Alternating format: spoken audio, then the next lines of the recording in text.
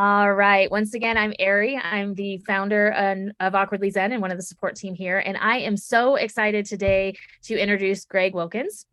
He is here in Denver with so many of us, and so many of us have had an opportunity to experience one of his gong baths. And so I'm excited for him to delve into this subject with us here today.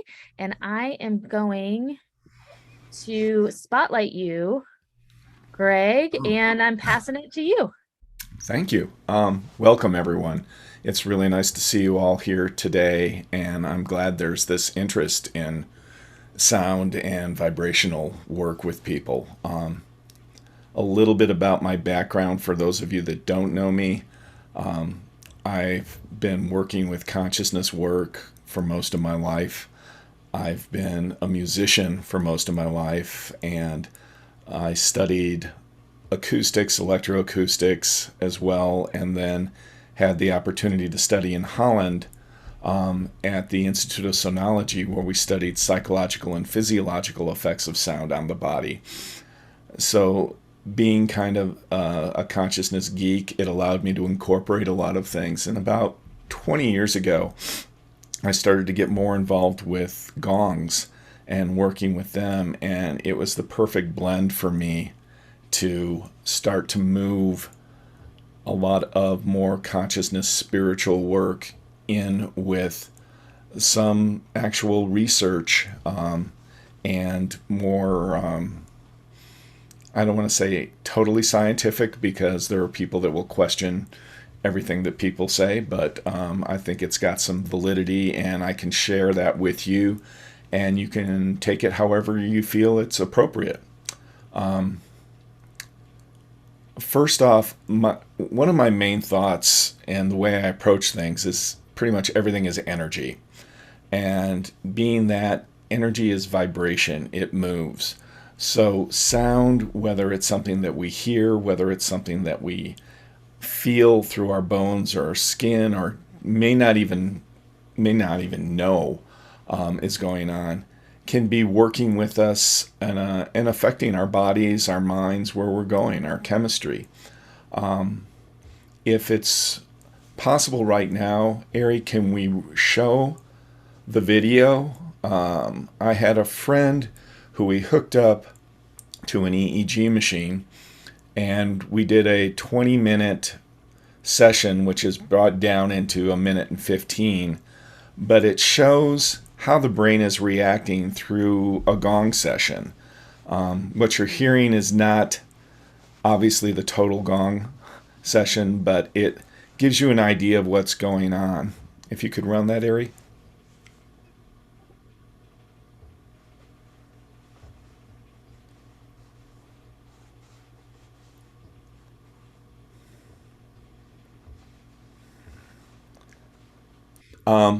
What you'll be seeing is, in the beginning, you'll probably notice more normal brain activity going on, thinking about what's going on, what did I have for lunch, whatever, the monkey mind kind of working.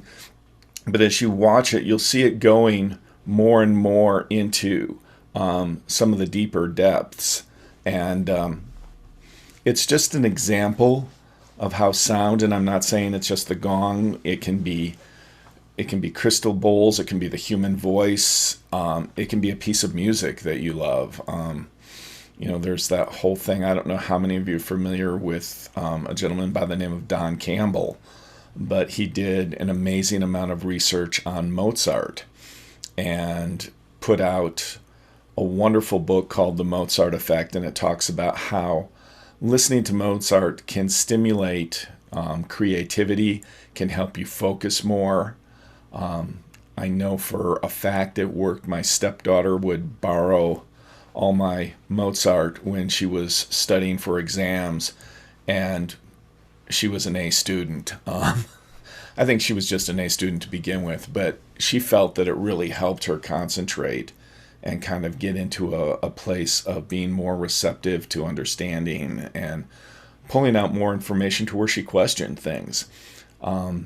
And it's just amazing how music itself can work wonders for people. It doesn't have to be Mozart. It can be anything from, whatever affects you and puts you in more of a open, maybe even a euphoric state. And that can be different music to different people or different sounds to different people. As we look at different cultures and the different sounds, like Western music, our ears are pretty much tuned to a 12-tone scale, which is what a piano would be able to do. We also have situations come up where, when listening to a lot of Eastern music or Asian music, it might not sound familiar to our ears until we take some time to actually listen to it and familiarize ourselves, because they work with, one way of calling it is microtonal. They work with the spaces in between what we have with our 12-tone. And that can sound off to us because we're not used to it. However, the other thing it can do, for those of you that are familiar with binaural beats, that whole segment, it's where you're getting beats very close to each other.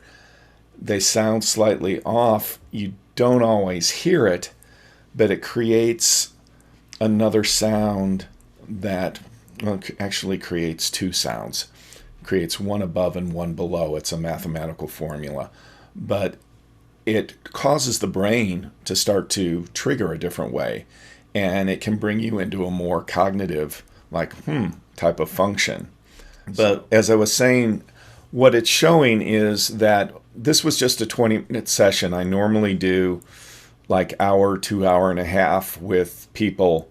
But in a 20-minute session, we were still able to move a person from an awake, talking like we are now, into a more deeper relaxation. And it's just amazing to me how sound can do that.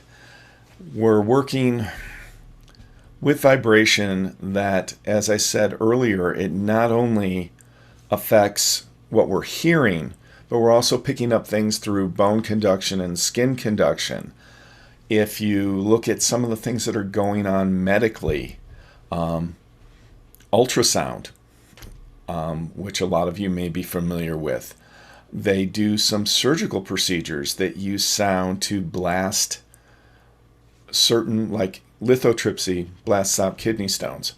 So it's using sound for a number of different things, and it can all have positive effects. It can also have negative effects. So it's very important to be aware when you're in an environment, say you're going by a construction site and they're using jackhammers.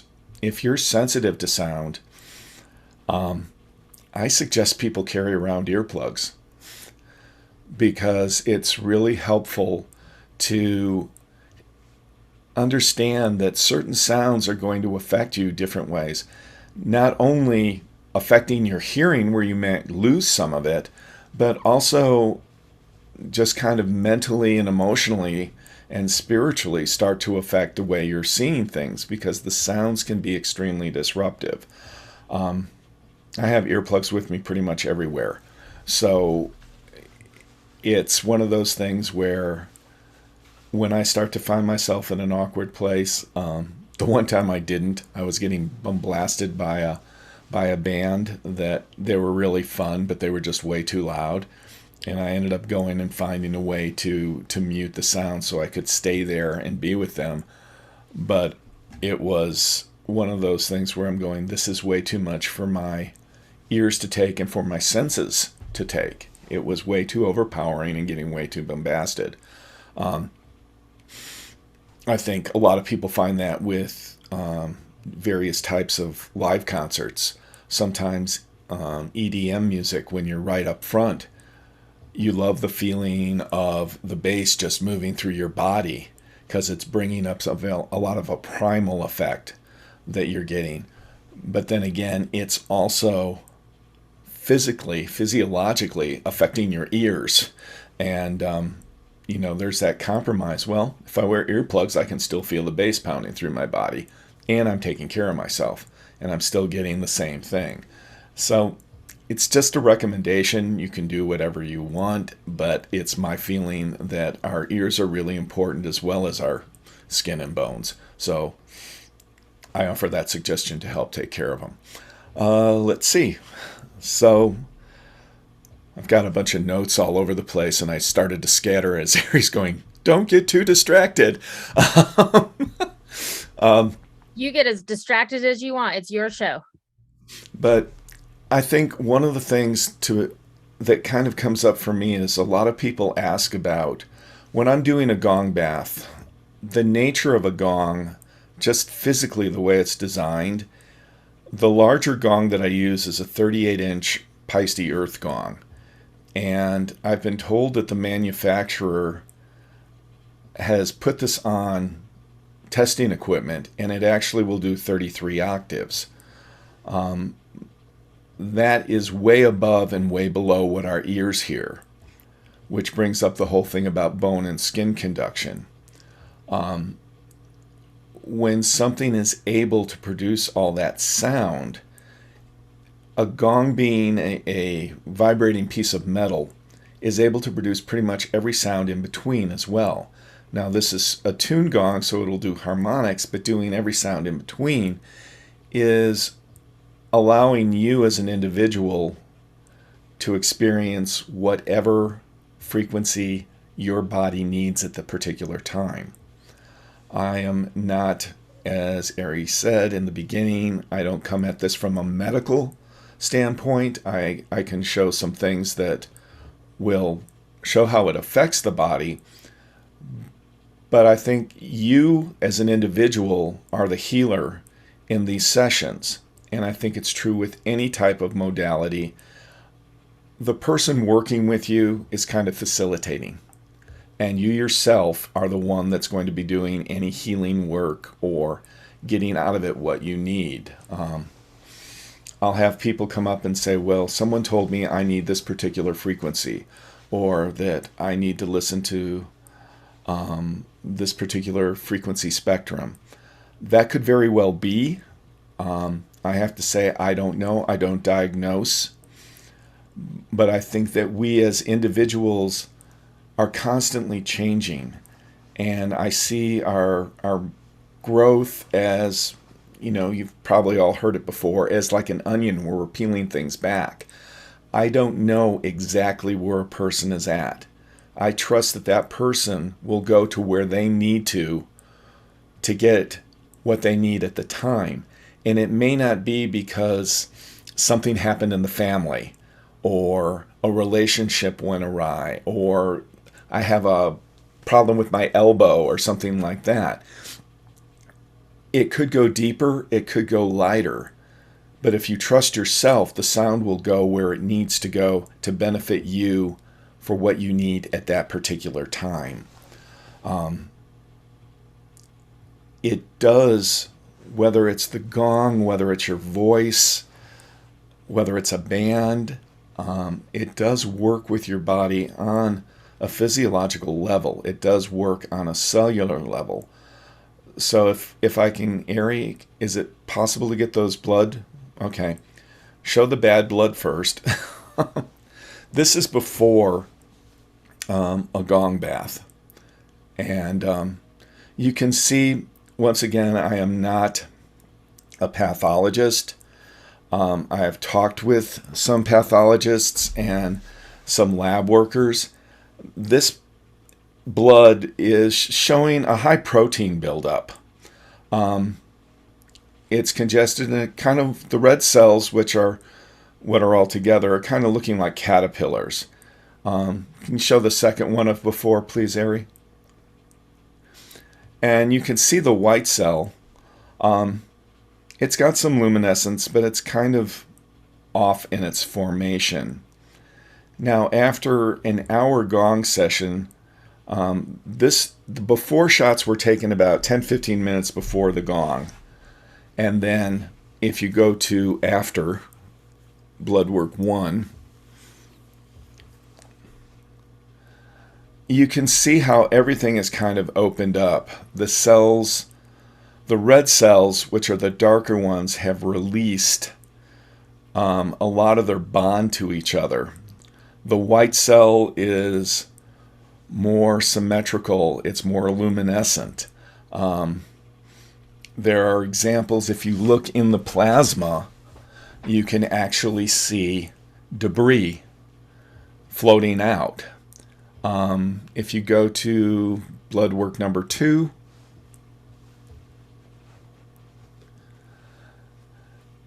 you're seeing different shapes once again. This white cell has kind of taken on a whole 5-sided figure. And it's interesting. If we go to 2A, you'll see that was from the last slide that we show. But you can see a red cell almost working like a balloon, blowing out debris.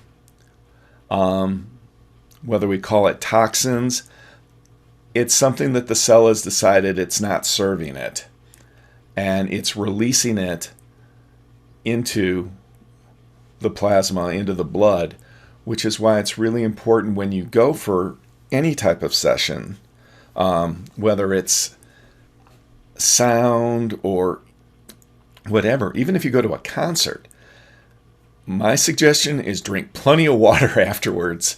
You can take that down now, Ari. Flush the stuff out of your system. It's fascinating to me how that's just on the physical level, what it's doing for you.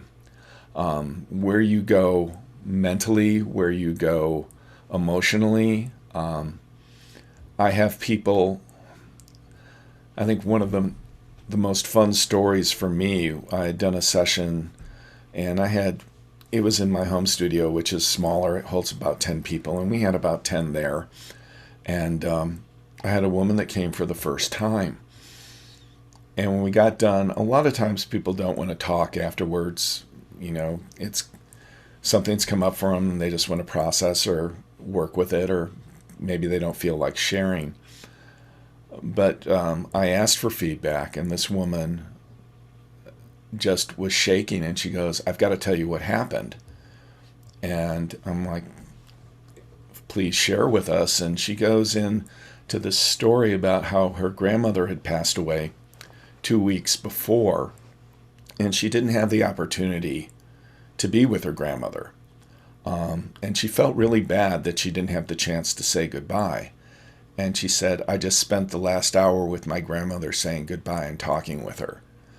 And the whole group just went silent.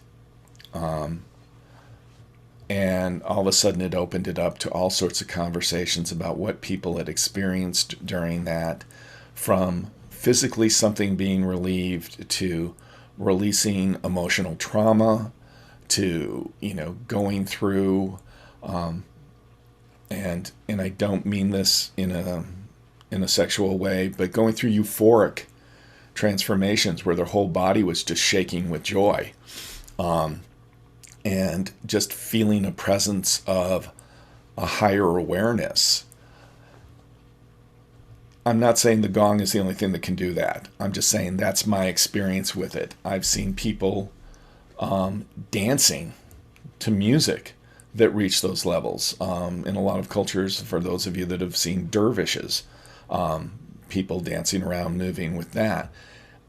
They're moving, they're creating a vibration, they're listening to the music, and they're transcending. They're moving into a whole nother level of awareness, of consciousness, almost trance-like. So I think at this point, Ari, or can we see if there's questions that people... Absolutely. Let me change my view so I can see everyone for a minute. All right. Oh, there we go. Does anyone have any questions?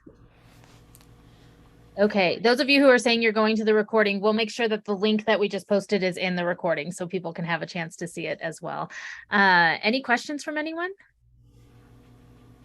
Gregg, I do have a question. So what made you dive into the sound healing side of things?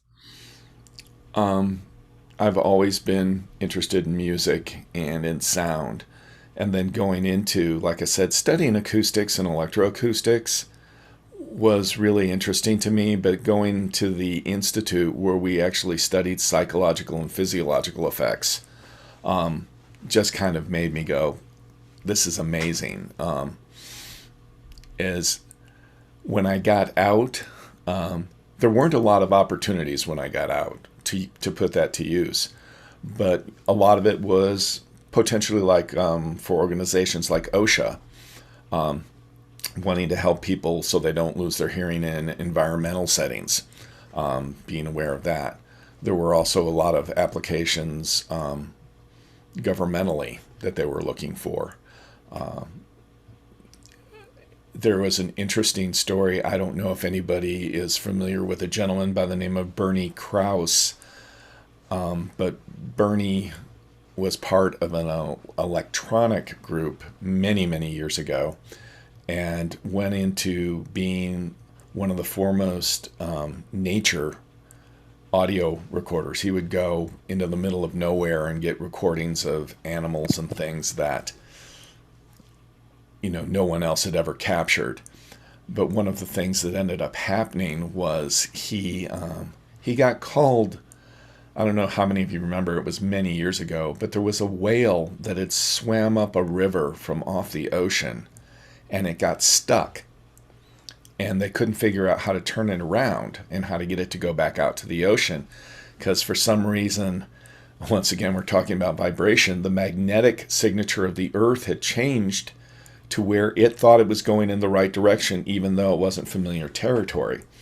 And they contacted Bernie, and he contacted some people he knew in the Navy, and they got this underwater speaker, and he played whale calls in the opposite direction, pulling the whale out, and the whale was able to be turned around and go back out to the ocean by hearing its fellow whales move through. And so, sound underwater, things like that always amaze me.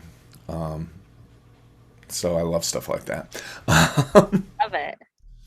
All right, we got a couple other questions. Okay.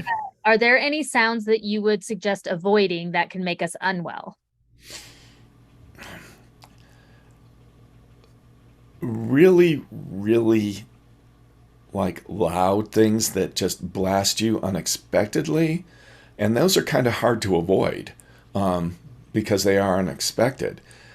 But if like I said earlier, if you're going near a construction site where there can be, something can accidentally drop or something will go down and create just a very loud percussive sound, that can throw you off. It's really hard to say specifically other than that because I have music that I don't like to listen to, but I know other people love to listen to. There are sounds that I find extremely relaxing, and other people go, that just drives me nuts. So it really depends a lot on where you are at and what's going on with you in your own personal phase of your life. And that can always change. I don't know how many of you have noticed that your preferences in musical styles have changed over the years. What you used to listen to, you're suddenly going, I don't know if I like that as much anymore. I know for me, a lot of material that I listened to when I was younger, I'm suddenly like, one, the music doesn't quite get to me as much, and the other thing is the way the words are. The words don't seem as positive, as reinforcing, as supportive as I would like. So I hope that answers the question. If you need more specific things, please let Ari know and she'll bop me back up again. Joseph, did that cover it for you? Hold on for a second. I can't see him. So if that's the case, I think we're good. All right. The next question that we have is getting lost in the whole thing. Hold on, everything just scrolled away. Finding all of these messages of people trying to be so helpful. Thank you guys. I think it was about doing sessions via Zoom if people aren't in the Denver area. I think we have one more before that, which was how trained do you need to be to do sound healing? How trained? Yeah. I think the main thing that I find when I'm doing sound work, when I'm doing any type of healing work, is doing my best not to be attached. It's really letting go of your ego. You're not getting this person better, they're getting themselves better. You're a vessel, you're mediating, you're facilitating, however you want to call it. If your intention is good and your ego's out of the way, I think you can do it with a minimal amount of training. I have a friend who just started working with tuning forks, and he's done a few online classes, and he's had some amazing results, like with his mother. He worked with her, and you learn as you go along. But the main thing I say is step out of the way. It's not about you. It's about what you're doing to help other people. The story, and I think Aries heard this one, I was doing a gong session, and I thought it would be really, really cool to do something with the gong, and I started to do it, and it was just me. I wanted to do it because I thought it was going to be cool. And the gong was in the middle of pretty much a full roar, which is pretty intense. And I started to do it, and it just went and shut down on me. And I was kind of like, what happened? And guidance, whether internal, external, however you want to view them, came and said, well, what do you think? That was you. That wasn't for the people here. And as soon as I realized it and went and centered myself, the gong started up again. And it was one of those things that when I got done, people were like, that was so cool. How did you do that? And I had to eat it. I didn't have to, but I did. I said, it was me. I screwed up. And it was the gongs letting me know that, this was not for your highest good, other than the fact that it was a really amazing audio effect, because it just went and then it started up again, like from nothing. So as far as training, I think it's good to seek out information. There are, if you're around, I can work with people. I know there are people that do amazing classes with bowls, with tuning forks, with voice. If you need information on anything in particular, feel free to email me, contact me. I'm happy to try and put you in a direction, or at least offer you some things that you can look at and see what feels good to you. It is good to have some sort of a knowledge about what you're doing, but I don't think you have to go to school for years and years. You just need to be aware and be open to learning more, because you will. I'm still learning from these amazing instruments. It never ceases to amaze me, and I'm grateful for every day I get to do it. So that being said, you can start minimally, but keep open to learning and just be aware of what you know. I wouldn't go prescribing things. Get feedback from the people you're working with. Find out where you're moving in the right direction. Find out if something you're doing doesn't feel right to them. So it's important to have people that you're working with that you trust will give you honest feedback and let you know what's going on. All right. Awesome. Could you just say out loud how people can reach you for the video, and then I'll put that over in the chat as well. How they can reach me? Okay. Yeah, what's your website? Website is, boy, that's tricky. I'll type it in, but it's www.spiritwaverhythms.com. that's the website. You're welcome to go there and check things out. There is a full hour-long gong session where a friend of mine videoed me from all different angles. So a lot of questions I get when I do a gong bath is, can we sit behind you? Can we watch what you're doing? This allows you to see behind what's being done. It's just kind of fun, and I had a great time doing it. And my friend who put it together, I'm still just impressed as heck how he was able to get everything to sync up. Yeah, it's a lovely video. And besides that, it's basically an hour long gong bath that you can listen to. You can watch if you want to watch it. There's also on the website some places you can go to download some gong sessions I've done that are free, and you can. I think it's still up where you can take a choice as to whether it's a MP3 or a higher resolution. My suggestion from the geek side of me is, if your equipment will allow it, always take the higher resolution. And we can go into the differences if you want later on, but that's a whole nother fun thing to get into. But the higher resolution will definitely make it more like you were there. I'm sorry, Ari, what were you going to say? No, that's good. So that was one of the next questions is, do you do the gong sessions virtually? So that's where they could find one of those. Do you feel like it has the same healing power, or do you feel like, but they can still get benefit from it if it's not exactly the same? I think you can still get benefit from it. It's not the same. Like we were saying earlier, if we're working with an instrument that's doing 33 octaves, normal recording equipment will go from 20 to 20,000 hertz, which it's not including 33 octaves. So you will lose some things.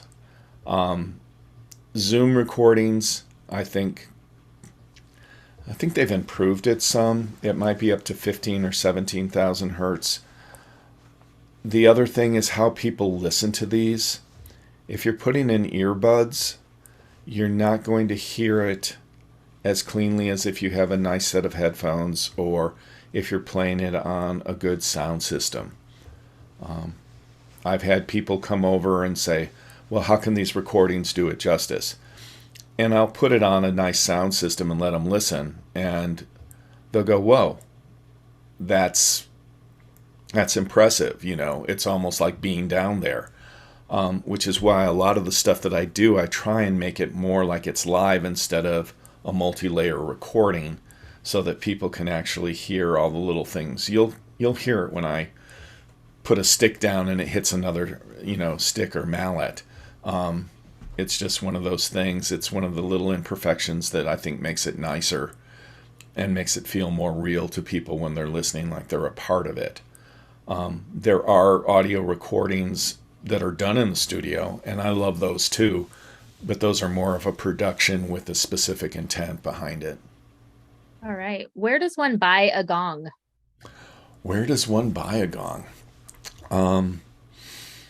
There are a few places that I think are really good. One is Andrew over at Gongs Unlimited, and they're out of Nebraska, I believe. The Memphis Gong Chamber in Memphis.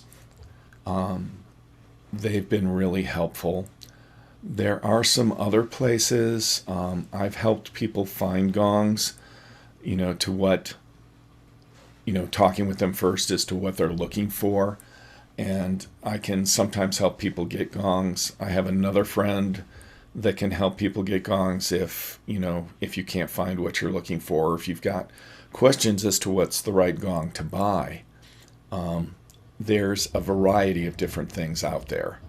If you're looking at gongs, there are desktop gongs, which are, 8 inches to maybe 12, 16 inches, that are nice, but they're probably more ornamental. they can be used really well for clearing a room.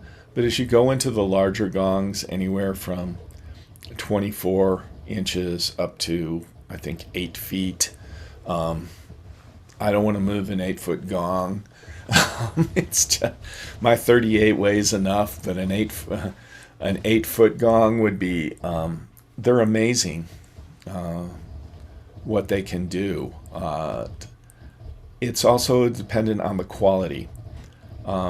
China has gotten a lot better at making gongs because they've become more popular, but I still always suggest that you go to a place that will let you hear the gong that you're buying before you buy it, or let you come in there and play it if you're near the place, because each gong has its own personality. For example, I bought one, and for 2 months I thought it was a one-trick pony. It would not work with the other gongs. And then finally, after 2 months of playing it pretty much every day with one gong, it suddenly synced in, and now it's one of my favorite gongs.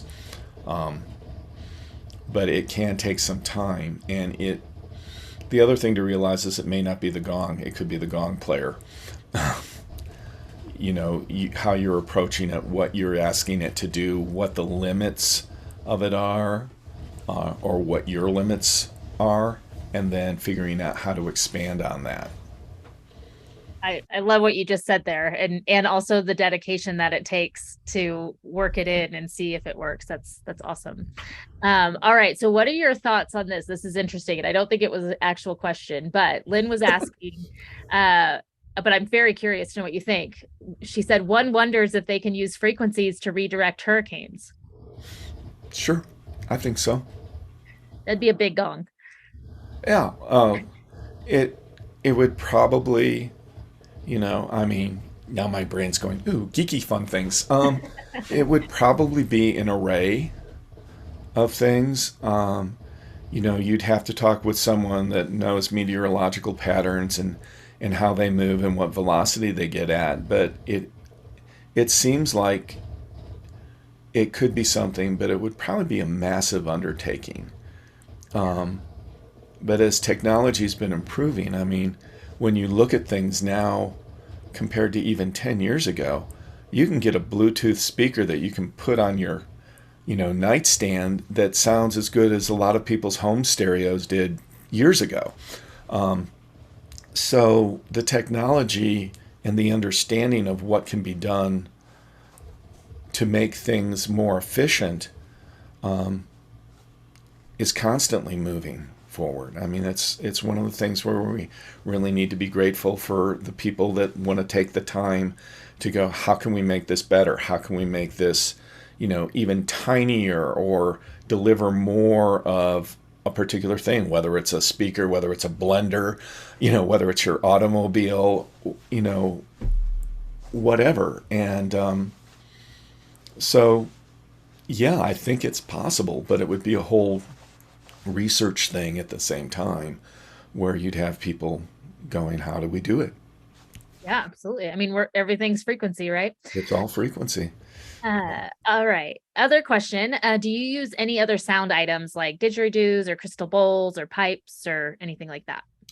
Yeah, I use a hand pan that was made by some people down in Colorado Springs. For those of you that know the Denver, Colorado Springs area, just down south of us. I use the hand pan.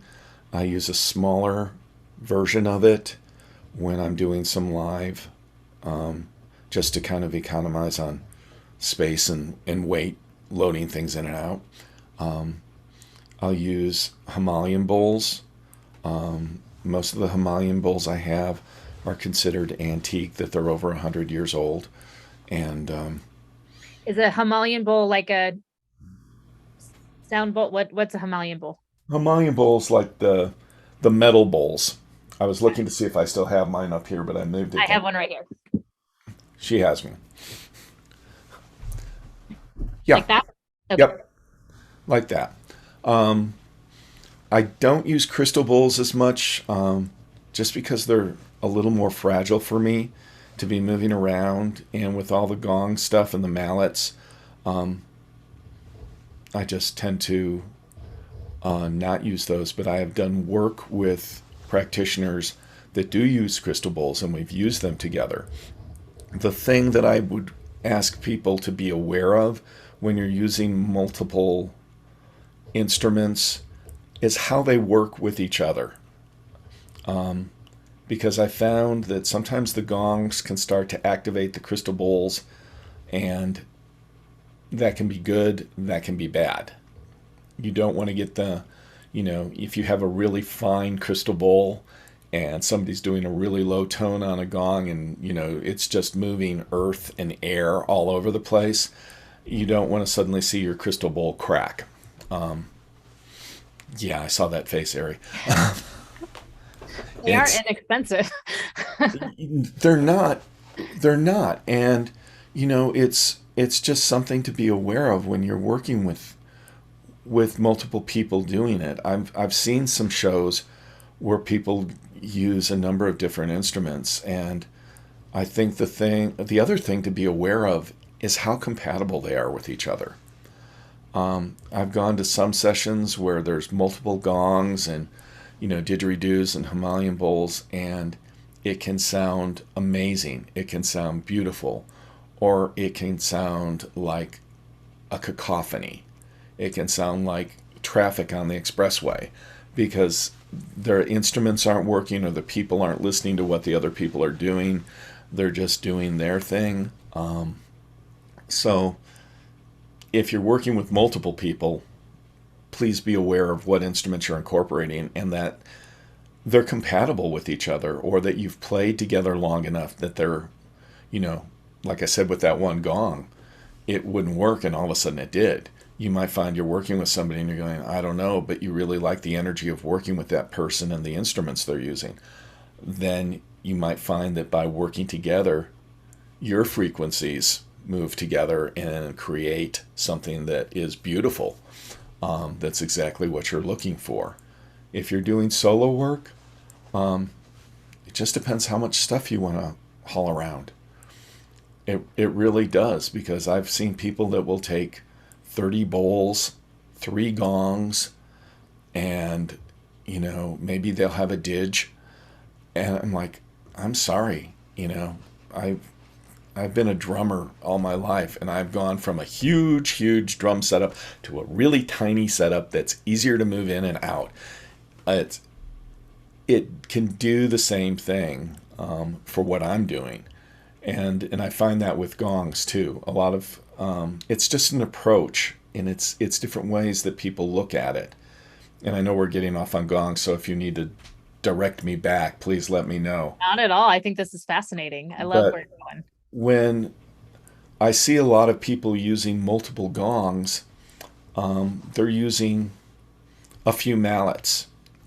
And there are some people that are amazing with that, and there are some people that are just, no pun intended, banging the gong. And then my approach is less gongs, 1 or 2 gongs, and more mallets, because I find I can get more textures out of the gong. And it's just the way I've approached it. I probably could have gotten 4 or 5 gongs and put them all together and worked with them and gotten them to sound great. However, I don't think I can get the same sounds out of the gong that I can doing it the way that I approach it. I'm definitely open to learning if somebody can show me. But I like carrying 1 or 2 along with me, and I'll carry a bag or 2 of extra mallets, and they will allow me to pull lower frequencies, higher frequencies, and combinations of frequencies in between to give more of a larger sonic spectrum that you can, pull in what you need, that over the period of an hour or an hour and a half, however long the session is that I'm doing, at some point, certain frequencies will go into you that your body's going, yes, this is what I needed. Yeah, I think that's great. Okay, I want to skip ahead a tiny bit and read what Joseph just wrote because I think it's very cool. And then we'll go back to some of the other questions. Okay. So, what he said is, this is crazy to me. I can feel the solid reinforcement in Gregg's vibration. I can hear it and it's clearing my room and raising my own vibration. That is amazing that you have become a gong yourself. Wow. Thank you. Yeah, I think that's lovely. All right. And then he also had a question about, do you feel like sometimes your instrument chooses you? Oh, yes. Yes. It's a relationship. It's definitely a relationship. And you want, at least I want to stay as on good of terms as possible with it. Um, it's, I don't view it as an instrument because when it starts to move and it starts to work with things, we're kind of more like one. It's an extension of me, and I'm an extension of it. Um, I I don't know if I'm gonna, I'll go here. If it throws people off, it'll throw people off. Um, I have a friend that I work with, and very much in the tradition that they study, everything is male and female. And a number of years ago, I had a person in the middle of a gong session go, which one's male and which one's female? And I just kind of stopped for a minute and I looked at the gongs and they went, neither. And what it brought to me was the idea that each one possesses the essence of both energies, but it's moving more towards a oneness. And it's one of the things that I really love about working with the gong is it's not necessarily male, it's not necessarily female. It incorporates, to me, a really nice balance of both. And even when playing, like I did a session last night and I was using the larger gong, which was 38 inches, and the smaller gong, which is 26 inches. And a person came up afterwards and said, when you got really quiet, you started doing something, and the sound just filled the whole room with this like really amazing lower frequencies with these other sounds coming over the top of it. And it was the smaller gong. It was the one that most people would have gone, that's the female gong. And it's like, no, that gong at that particular time knew what it needed to do and allowed me to help bring it out, and it did it. And I knew exactly what the person was talking about, because when it was happening, I was kind of like going, can I just stop and listen to what's going on right now? And, I had a few moments to be able to do that, to hear it and just go, that's amazing, And so I think, yes, there is an interaction between the people and the gong, and I think the gong kind of creates where it wants to be and how it wants to be. And it leads. I follow. Yeah, I can see that. All right. Brandy was asking if you can recommend a good microphone for the transmission of music. It depends on what you're trying to transmit. Are we talking gongs? Are we talking singing bowls? Do you have any idea? Can you answer that for me? Brandy, do you want to unmute and clarify a little? Hold on, we'll see. Okay. She might not be in a situation she can do that. Okay. Well, I would say, Brandy, go ahead and reach out maybe on the website, and if there's a specific question. I mean, there are a number of things that you can use. It just depends once again, how geek oriented you want to get with it. With the gongs, I use a larger diaphragm condenser microphone. There's an Australian company out there called Rode, Rode, that makes a really nice set of microphones that are reasonable. you can go, if you're doing Himalayan bowls, a lot of times I see a smaller diaphragm condenser mic working. And if you want to go more analog sound, and you're willing to spend a little money and be a little more careful with them, ribbon microphones are wonderful. They create just a beautiful. I've done some recordings and I've listened to some recordings of people using a stereo ribbon microphone, one microphone for the whole group. And if you get everybody balanced, it's one of the most amazing recordings I've ever heard.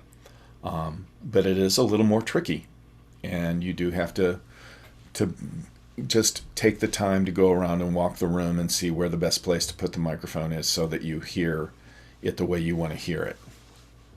Okay. Awesome. Thank you. Yeah. All right. So there's a frequency question here. Okay. Have you cataloged the frequencies of earth elements like rocks, trees, or clouds? And Lisa's guides have shared that she could work with the vibration of the clouds, and she's not sure how to approach that. Any thoughts on that? My thoughts are that's always changing. Different rocks, different elements have different frequencies. And even the earth changes its base frequency. When we look at it mathematically, it doesn't seem like a lot. Like they go, oh, it can go from 6 hertz to 8 hertz. On a piano, that's like a major third. So it's a noticeable difference to the human ear when it's put in terms that we can actually hear. I think with the cloud thing, when you're working with the clouds, listen to the sounds that feel best to you. If you have an idea of the frequency, you can find inside you what feels like it's most resonating. If you're trying to find the frequencies, once again, modern technology has made it really easy for you to get a signal generator for your phone and put it on there, and as you're moving it up, it will tell you the frequency that it's playing. So if all of a sudden you hit a frequency and you go, that's it, then you'll know what frequency you're looking for. I think a lot of times what will end up happening, from my experience in working with things, is you will become more aware and you'll just know what the right frequency is. I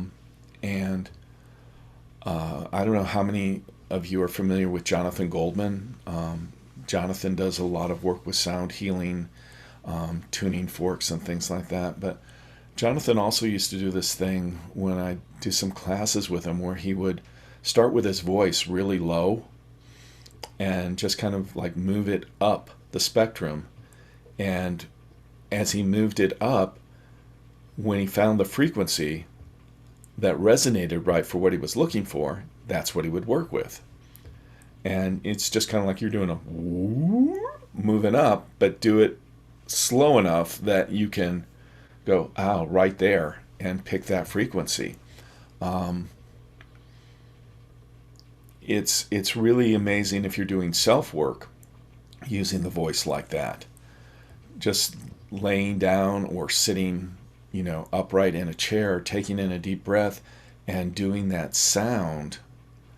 And all of a sudden you'll feel a part of your body where it just resonates and you go, that feels good. That feels right to me. And it can change. I mean, it might be right for you that day. Maybe you're going through, one of the happiest times of your life and it's just great. And the next day you go and you go to hit it and it doesn't quite work. And you're like, this one feels more right because this happened and that happened. And the expressway was a little frustrating with me today. And, you suddenly find it. So we're constantly tuning ourselves. It's like airplanes. When they fly, they are constantly recalibrating the right way so that they land from Denver to Hawaii, or when flying to New York or something like that, because those instruments are constantly in need of slight recalibration. It's not bad, but if something goes off, you could end up, instead of in New York, end up in Washington, D.C. Mile-wise, that's slightly off, but it's just a slight calculation off. So, specific frequencies, when people say, I need a 136.1 ohm tuning fork, great. If that works for you, that's beautiful.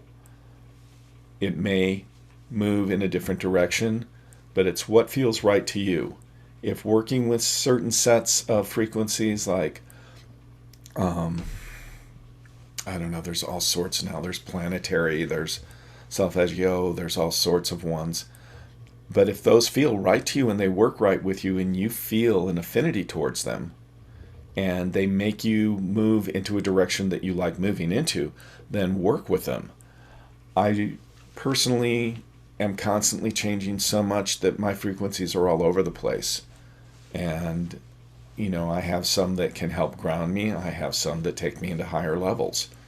So I just work with them accordingly. Well, thank you, Greg. All right, Elizabeth, I'm going to have you ask your questions, and then we'll go back to Kathy. Oh, there you go. Okay.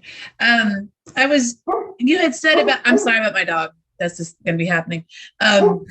You had said about the earth having a frequency, like, so I can hear the earth. I'm having a hard time understanding. So can I hear the earth? Is that what you're saying? You can more feel the earth. Okay. It's a frequency that goes down way lower. I have yet to experience it. I know it as a technical thing, that it exists because they've measured the frequency. How they measure it, once again, that's something that's beyond my area of expertise. But what I have heard, the people that do consistently measure it, is that it changes periodically. And that's just something, it's totally understandable when you see what's going on the planet. And that we're a moving sphere around another sphere. It's inside something that's even larger than that. So, yeah, it's whether you can feel it. I think the closest I've come is when I go out in nature and I lay down out in a field or in the mountains on the ground and I'm just quiet, and you can start to feel what's coming up from the earth. Whether that's it exactly, I don't know. But that's the closest thing I come. Go ahead. Go ahead, Greg. I think she had a clarifying question. Go ahead. Ask the clarifying question. I pictured you doing sound, okay, and then like looking at the moon. So it made me think, do you ever associate sound and visuals directly to try to bring out a different message or a different state? Yeah. A lot of times when I'm doing the gong, I'll get to a point where I will project from my mind through the gong a particular image or portal or something. Sometimes it's a physical thing, like you're saying, like maybe it's the moon. A lot of times it's kind of a pattern that will open up something to allow a deeper level that may not have been able to have been obtained before. I don't know whether you want to call them portals or vortexes, but it kind of opens up other areas, and that's done visually, holding it and projecting it. Very cool. Thank you. All right. When you talk about your gong, do you have any rituals with cleansing it, or like how do you nurture it? It pretty much can take care of itself.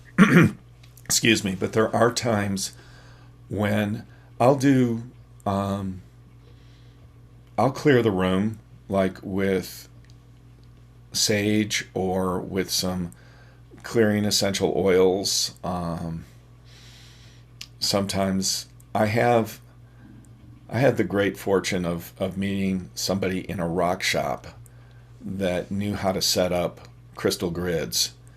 And he came over and saw what I was doing and helped me put this grid around the house that's just been wonderful. There's like 4 grids in this whole house, from the backyard all the way into the studio. So I'll use those, and they help keep things pretty neutral.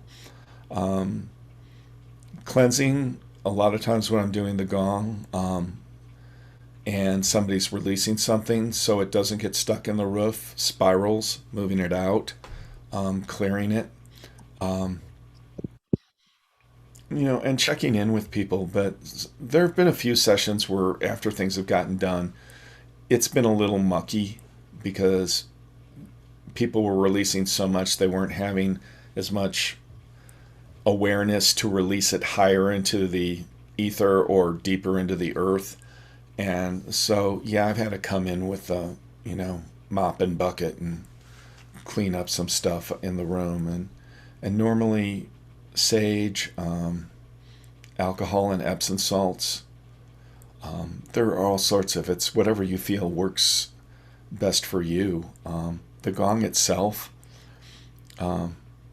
every time I'm done, I thank it and I bless it for being able to work with it. So that's kind of where I'm at. It let me do another session and I'm grateful to it for it. And the response is usually, it's cool. Have you ever been to a particular spot on Earth where you felt like the vibration was the most high vibration? You don't have to pick just one. You can share a couple. We'd love to hear. One of the most amazing experiences, I was up at the Tor in Glastonbury, and I kept seeing pictures of it, and I thought it was this huge thing, and it turns out to be this little hut that you climb up a mound where there's all these cows eating off the grass. And I got inside of it, and it was one of the most amazing places I've ever been. And I was fortunate enough to meet somebody there that explained how all the ley lines through various areas in Britain went through there. And out of nowhere, the two of us just started overtone chanting in this little room. It was probably, I don't know how big it is. It's not huge. It's not over 10 by 10, I don't think.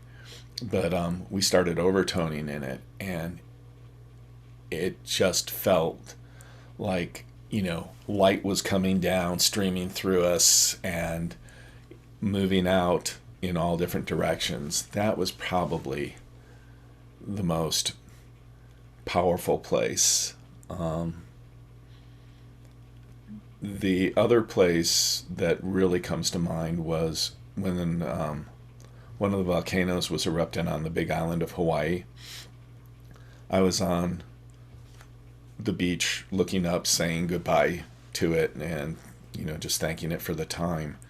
And it was extremely powerful. I felt just, because you're by the sea on one side and you've got this mountain that's,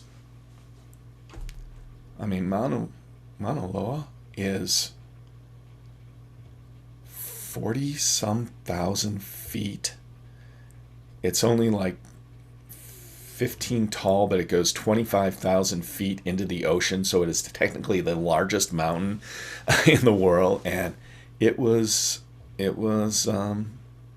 pretty amazing feeling that and seeing lava and experiencing what nature can do, and just kind of making you aware of all the amazing things that this planet has to offer, and how we need to take care of it. That sounds powerful. Thank you. Yeah. Does a gong reach the end of its life, or a relationship with the practitioner? Haven't experienced that yet. And I don't plan to. I think the gong will probably live on longer than I will. I have had an experience where a gong cracked on me, but I was able to find someone who was gifted enough to be able to heal it and bring it back. And it has a slightly different sound to it now. But what I would say the sound is it's more wiser. So, am I glad it broke? No. Am I happy with the result of it, with the person who took care of it? Extremely. Yeah. Awesome. All right. So there's a lot of people here who have never been to a gong bath or any sort of sound healing. Can you just kind of explain what they might expect from it? Now, granted, everyone is slightly different, but like if someone came to your gong bath, what should they expect? What we work with in a Buddhist sense, it's more like a Sangha, where we're all co-creating. I'm holding the space for all of you who are there, whether it's virtual, whether it's physically in the room, however. And I will have a lot of people before I do a gong bath email me or call, send a text, whatever, and say, will you please hold space for me while you're doing it? And it's holding that, it's being respectful of it, and it's listening to the room. Now, everything may not be exactly what you want because there are other people around. However, it is worked with the total energies and the individual energies as much as possible. Unexpectedly, things will come up, and I don't know why I'm doing certain things I'm doing with the gongs. Like I was saying last night, I'm just directed to do it, and I'll do it. And then some people will come up and go, oh, that was amazing. And other people go, that really pushed some buttons.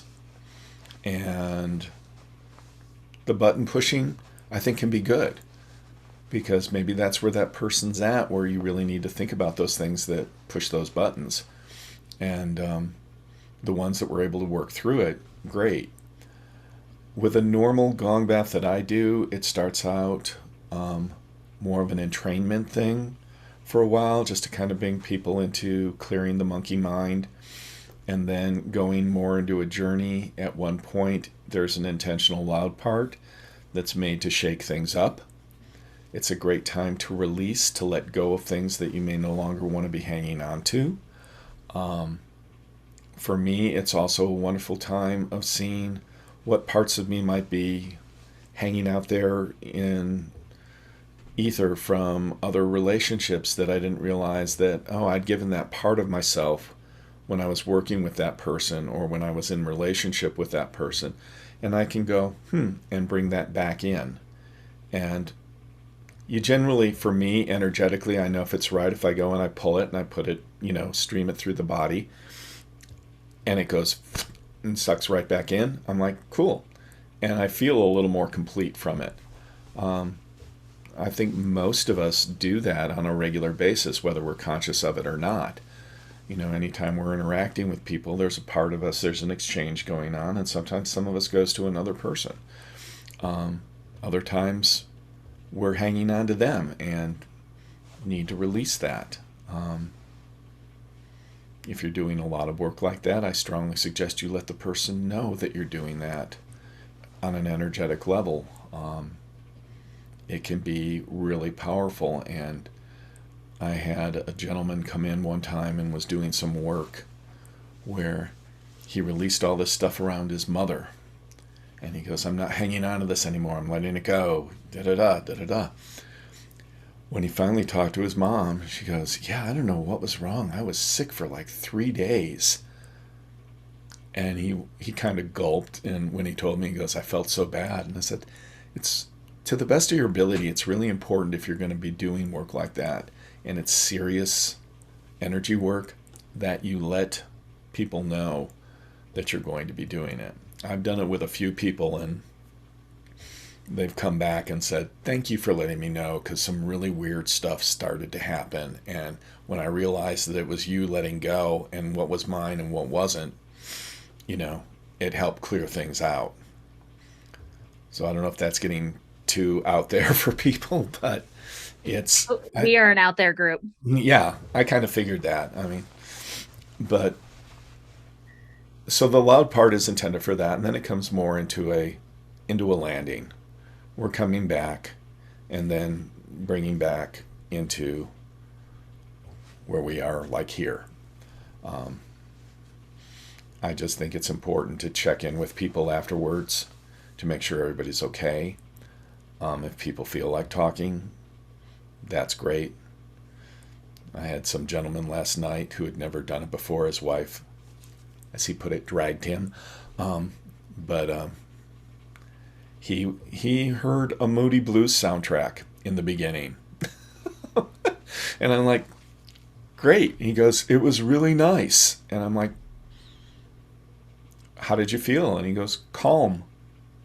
And I'm like, great.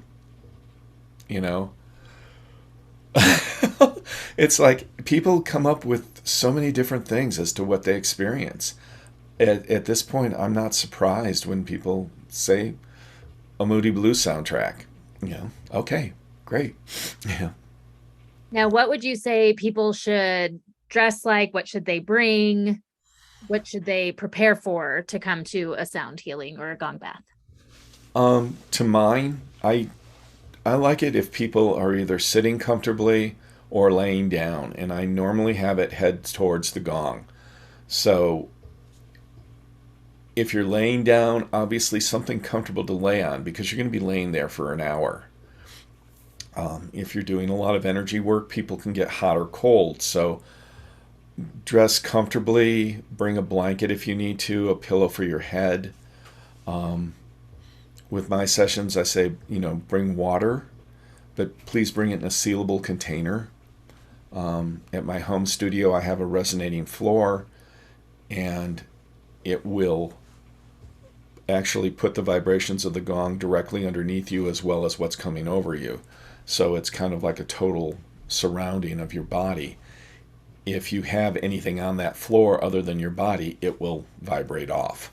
So we've had people accidentally leave bottles on and hear them go clunk as they vibrate off. Sealed is definitely appreciated. Some people bring crystals. I've had it anywhere from people bringing rocks, water bottles. I've had people put eyeglasses and credit cards, things, whatever they're in search for, wanting to create more abundance of. It may go up by the gongs, or they may just be holding it with them. If you've never done it before, I strongly suggest not wearing a lot of jewelry, especially if they're crystals, because they do vibrate. If you've done it before, it's great because you can charge them. But it may be better if you just have them to your side, or, whatever, to start picking up the charge, because crystals are very sensitive to frequency. They love moving with it and vibrating around with it. What else? That's about it. And then you give chocolate out at the end. Will you tell us why you do that? You have been to the gongs. We use a dark chocolate. Dark chocolate helps cognitive function.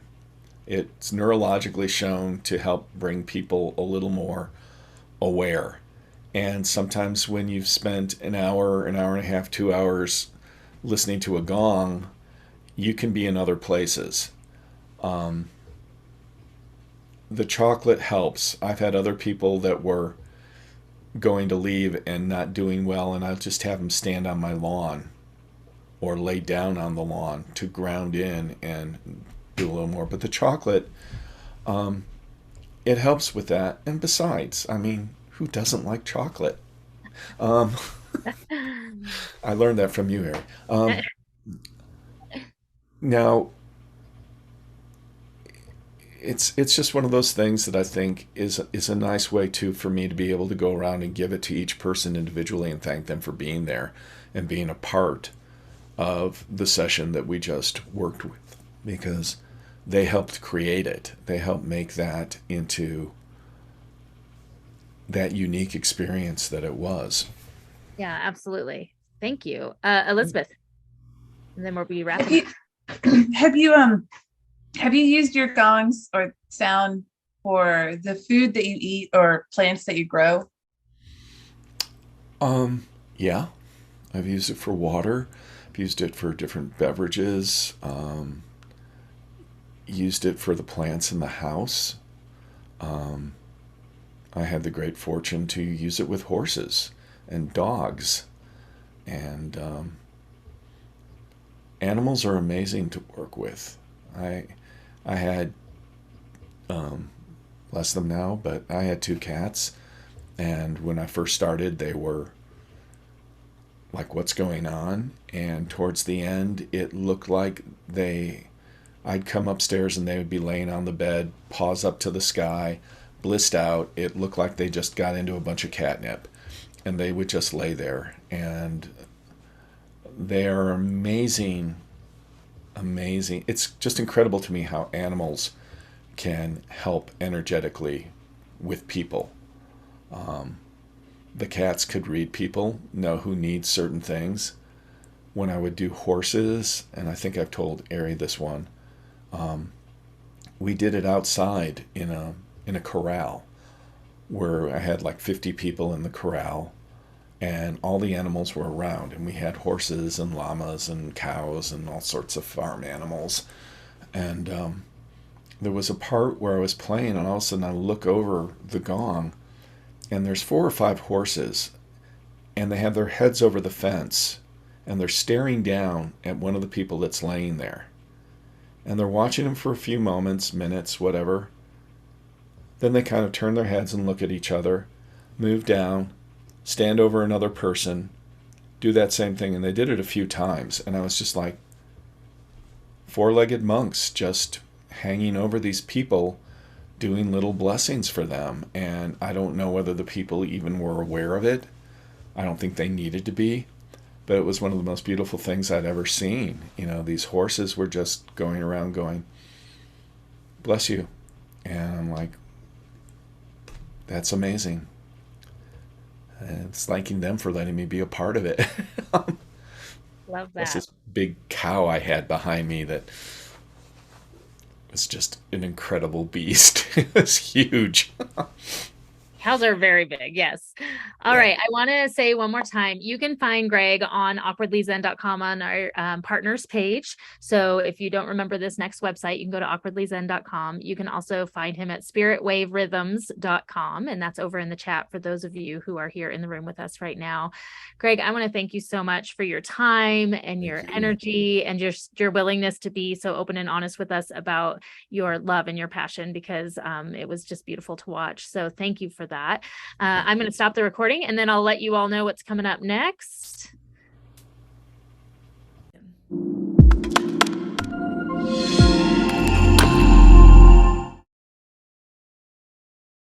So I'm watching Ari, and I'm not sure whether she's gotten anything yet, but I think I have. you think you have? Yeah, let's Well, see. I found it on YouTube. it is.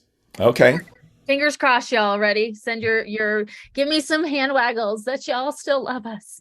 Thank goodness it's a free event, right? All right. So let me share the screen.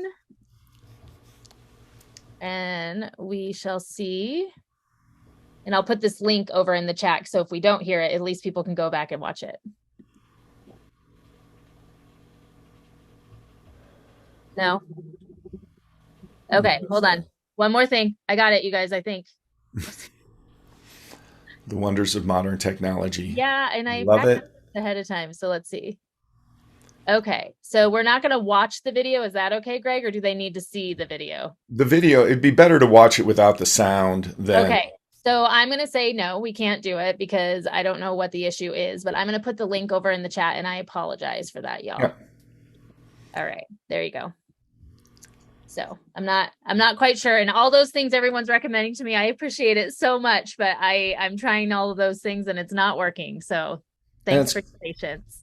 It's quite all right too, because it's one of those things you can go and look at and see and watch a little closer on your own home computer or on your phone. It's a lot easier to see the definitions if you can watch it on a slightly larger screen. Excuse me. I'm not getting the sound either. Oh. Okay. I don't know why that is. Let me figure that out. Seems Is to it be not just very quiet? seems to be staggering a bit, but I think what you can start to see, if you just want to let it run without the sound, we can work with that. Okay. I'm not quite sure why the sound's not playing. Let me see. Let's keep going and see. Is there Okay. anyone who can hear the sound and I can't see everyone's screen? No. I cannot. Okay. Okay, let me run it for just a second and see what happens here.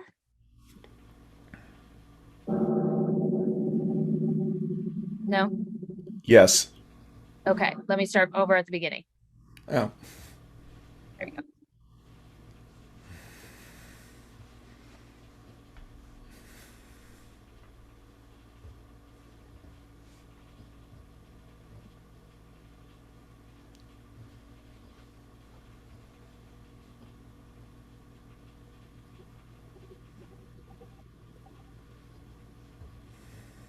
Okay, hold on one second. I'm hearing that we're still not getting the sound. Is that accurate, you guys? Yeah. Okay, sorry for that. I don't know why that is the case. That's okay. Let me go in real quick. Kara's saying that if I go into just give me one second. If you want to talk a little bit more, Greg, and then Sure. see if we can figure that out.